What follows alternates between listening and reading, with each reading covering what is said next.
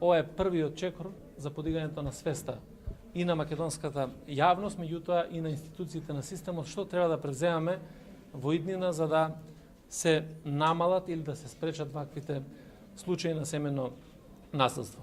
Ние како Министерство за внатрешни работи сме отворени да бидеме секогаш тука да помогнеме во детекцијата, меѓутоа и спречувањето на ваков вид на наследство. Ќе го одработи веројатно Министерството за правда на основа на сите овие заложби кои што ги прават и невладиниот сектор и политиките на владата, и можеме да очекуваме во нареден период да се најде пред Собранието на Република Македонија. Важно е во наредниот период да заеднички работиме на измена на кривичниот законник, медиумите да не следат, граѓаните исто така да прашуваат до каде сме, но да работиме и на посебен закон за родово базирано наследство. Заради тоа што фемицидите не се препознаени, родовото базирано наследство не е препознаено ниту во законодавството, што значи дека ние сме на самиот почеток.